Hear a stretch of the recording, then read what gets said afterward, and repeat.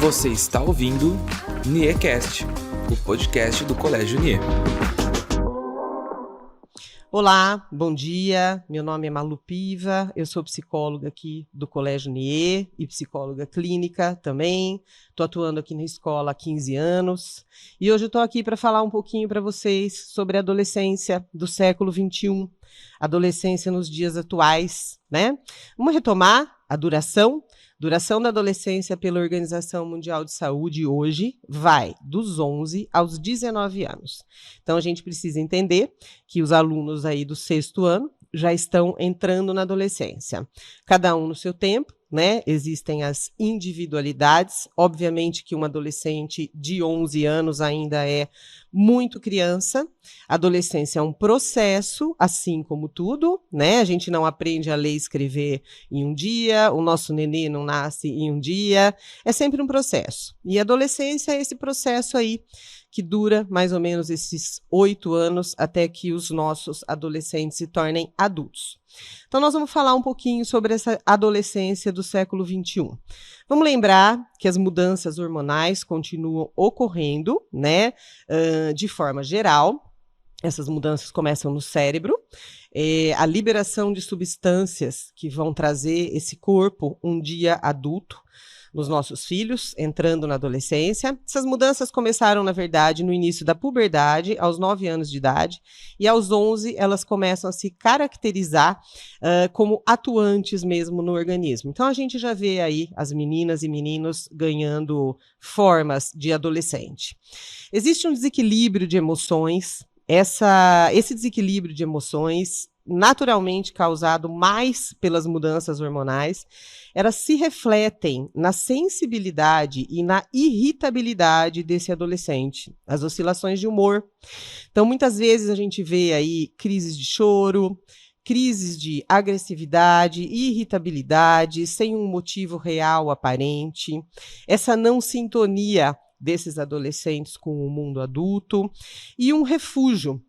Esse refúgio do adolescente hoje, né, nos tempos de hoje, eu acredito que ele seja mais no isolamento do que no grupo. Antigamente, a gente percebia um refúgio muito grande do adolescente no grupo, na tribo. E hoje, principalmente nesse momento pós-pandemia, a gente nota um refúgio maior no isolamento. Mas temos que ter uma consciência muito grande do quanto o grupo é importante, do quanto essa tribo vai acolher um jovem que não está mais em total sintonia com o mundo adulto dos pais, dos professores, dos coordenadores, tá? Esse adolescente é impulsivo, mas ainda lhe falta muita perspectiva. Ele possui um autêntico sentido do que é lógico, né? Esse nosso adolescente de hoje responde muito facilmente que é lógico, que é óbvio, né? Muitas vezes o que não é.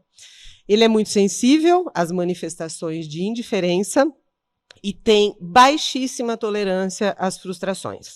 Até porque esse adolescente, ele tem um mundo muito individualizado, né? Ele tem um processo de familiaridade com aquilo que ele faz quando ele está normalmente sozinho, que é o jogo, que é a rede social, o Instagram, o Twitter, o TikTok, que é a nova moda do momento, né?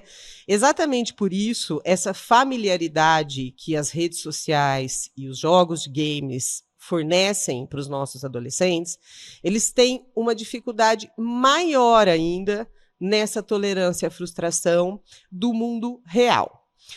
É um adolescente muito preocupado com sustentabilidade, né? É impressionante. Vocês aí que têm filhos adolescentes, talvez entendam que muitas vezes em casa eles são mais preocupados que os adultos com a sensibilidade. Tem muita dificuldade de conciliar as suas necessidades pulsionais com as normas sociais que aprendeu na infância e com as que encontra agora no contexto social.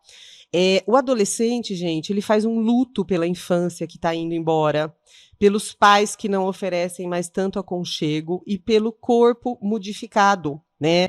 A gente precisa ter essa noção desse luto que muitas vezes a criança em passagem para a adolescência não consegue verbalizar isso como um luto e mostra isso com essas oscilações de humor.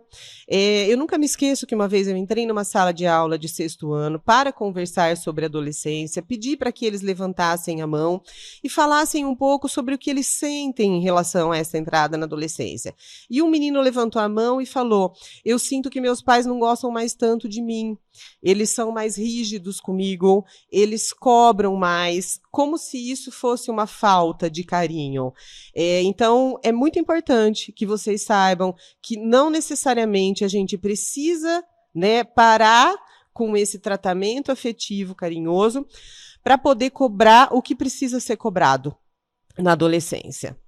Uma coisa que eu gostaria muito de falar aqui, que é um contexto muito novo e real, é que um adolescente hoje, de 11, 12 anos, dificilmente ele é um opositor dentro de casa. Ele não precisa mais disso. Quase tudo é permitido. Então, fica muito difícil para os pais entenderem o que pode realmente estar acontecendo. Porque em casa, normalmente, eles são muito legais, muito bacanas. Aliás, eles são muito bem articulados. Eles têm um repertório enorme, porque eles assistem muito vídeo, eles têm muitas informações. Então, às vezes eu chamo um pai para conversar e ele fala: o meu filho me conta tudo, a minha filha me fala tudo, nossa, ele é de uma maturidade absurda, porque ele fala sobre assuntos que eu nunca imaginei que eu pudesse conversar. Então, assim, calma. Isso não é maturidade, né? Isso é bom repertório, isso é acesso à internet, à tecnologia, a vídeos, a explicações, que, para falar a verdade, isso está dentro de um contexto que pode ser muito perigoso, porque ele está tendo esse tipo de informação longe da orientação de quem mais importa, que são vocês, os pais. Então, muito cuidado com essa fala. Meu filho é sempre muito legal, ele me conta tudo, eu confio totalmente, ele não mente. Gente, adolescente que não mente é doente. Não existe uma adolescência sem mentira. Nós mentimos, os nossos filhos vão mentir, né? Cuidado, né? A mentira tem que ser punida, ela não precisa ser aceita, você pode dar castigo, mas assim, não tenham a ilusão de que a mentira não vai acontecer. Por mais que eles pareçam seguros e bem articulados, não têm a menor condição de arcar sozinhos com as suas escolhas. Um adolescente inicial, 11, 12, 13, até 14 anos, não tem condições de arcar com as escolhas, né? Vamos lembrar, assim, eu coloco isso em todas as minhas palestras e é um exemplo muito legal que muitos pais hoje de filhos adultos falam assim: nossa, Malu, a gente nunca esquece, porque é uma coisa muito importante. Os nossos filhos na adolescência, eles são um liquidificador.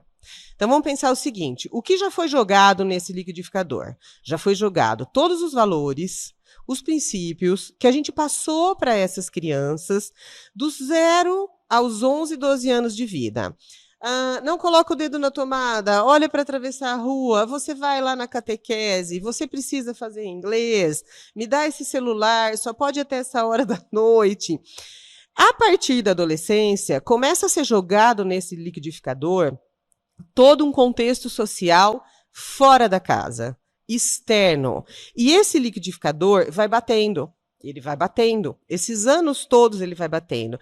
E o filho vai escolhendo o que ele conserva e o que ele não quer, né? Então é tão natural hoje você ver um adolescente: agora eu não quero ir mais na missa, agora eu não acredito mais nisso, o meu cabelo vai crescer, me deixa colocar um piercing, coisas que às vezes a gente fala: nossa, mas aonde que ele tirou esse tipo de ideia? Ele tirou do mundo, né? Ele tirou do social. Não foi a gente que ensinou tudo. A gente pode parar, né, de esperar que os filhos só vão aprender o que a gente ensina, tá? A hora que para de bater esse liquidificador, aí eles vão ter em torno de 18, 19 anos de idade, sai o que eu chamo de personalidade formada. Então, vejam o quanto é importante na adolescência esse monitoramento ainda, né? O adolescente é imediatista, ele busca a satisfação rápida dos seus desejos. Ele não pode escolher um monte de coisa, mas ele precisa ser ouvido. E ele precisa ter autonomia. Não vamos confundir liberdade com autonomia. Autonomia é o adolescente saber resolver pequenos e grandes problemas, conflitos escolares, probleminhas com os amigos, a tarefa, a mochila, o quarto. Tem que saber preparar um lanche, tem que saber ajudar os pais em casa quando é necessário. Isso é autonomia. Liberdade é que eles arquem com a consequência de todos os atos deles, e não é essa a minha intenção nessa faixa etária, tá? O que eu acho que um adulto cuidador precisa fazer nesse momento? Ele precisa fazer com que o adolescente conheça bem as suas limitações. Ele precisa ajudá-lo a entender o que é liberdade. Um adulto, um pai, uma mãe, um responsável, cuidador, deve fazer o adolescente refletir sobre as influências negativas do ambiente e não acatar todo esse bom repertório que ele vem trazendo do mundo social e da internet. O adulto cuidador deve ter autoridade suficiente para proteger o adolescente dos seus próprios instintos, dando o que eu chamo de contenção aos seus atos. A gente parou um pouco de usar a palavra limite, porque, infelizmente, apesar de ser muito importante, é uma palavra que foi ficando banalizada com o tempo. E substituímos, né, dentro da psicologia, por contenção. A contenção, eu queria que vocês imaginassem o movimento de um abraço. A contenção é um abraço, é quando você diz, para, agora para, não vai além da onde você está indo. Isso não pode, a regra precisa ser seguida, né? É muito importante. Vamos lembrar, gente, muita gente aí que está me ouvindo, eu nasci em 1970, muita gente aí deve ser mais ou menos da minha geração, 10 anos menos, 10 anos mais. A gente não usava capacete, né? Ninguém usava capacete, tinha mobilete, moto.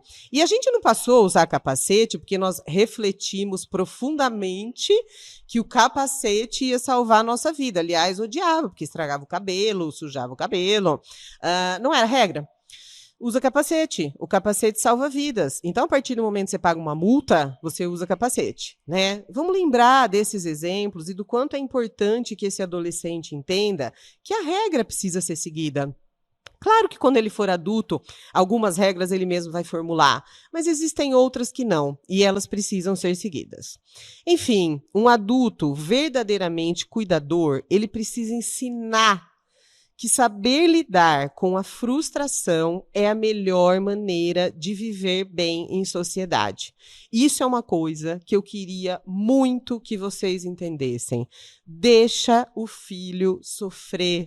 Ele não vai morrer por causa disso. E se realmente você percebe que esse sofrimento está extrapolando o contexto de uma normalidade, nós estaremos aqui sempre prontos para ajudar vocês, vários profissionais que poderiam ajudar. Mas entendam que ficar sem o celular porque tirou uma nota baixa, não ir naquela festa porque você acha que não é um ambiente para o seu filho, não sair de carro antes de tirar a carta, enfim, são vários exemplos, né? Transgredir algumas regras que a gente mesmo acredita que sejam válidas para os nossos filhos, isso não vai fazer com que esse adolescente entre num sofrimento traumático e depressivo. Isso vai fazer com que ele entenda que a vida é feita muito mais de frustração do que satisfação. O Freud escreveu em 1912 que o ser humano nasceu muito mais para ser frustrado do que satisfeito, e que a grande arte da gente saber viver é entender que tem que se aproveitar muito bem esses pequenos momentos de felicidade. Então, é muito importante que a gente ensine isso para o nosso filho adolescente. Entendam, façam uma parceria grande com a escola ou com as instituições que seus filhos frequentam, converse com os professores, coordenadores, com os pais dos amigos, cuidado com as verdades adolescentes, né? Não vamos esquecer aí que a mentira faz parte do desenvolvimento e que ela deve sim ser punida, mas a gente precisa entender que os nossos filhos podem mentir e a gente precisa verificar o que está acontecendo. Muito cuidado com os grupos de mães de WhatsApp, né? Muito cuidado com isso. Cuidado porque, gente, usa o grupo para coisas legais, né? Cuidado com as reclamações, por exemplo. Aconteceu um fato na escola, caprichem para que esse fato chegue para a escola. É muito importante a gente saber o que está acontecendo. Às vezes existe um desabafo nesse grupo de mães e esse desabafo precisaria chegar até a gente. Então, cuidado com isso, né? Usa o grupo para outras coisas que podem ser muito bacanas, mas o desabafo, ele precisa vir para a escola. A gente pode ajudar. Nós conhecemos os filhos de vocês, nós acompanhamos eles diariamente. Então, essa parceria é uma grande proposta do Colégio Nier. Eu estou aqui, né, para ajudar vocês em tudo que vocês precisarem. Estou à disposição. A maioria das pessoas sabem que podem encontrar os meus horários na secretaria e realmente gostaria muito de conversar com vocês sempre sobre isso. Eu tenho muito para oferecer, tá bom? Muito obrigado. Um bom dia para vocês.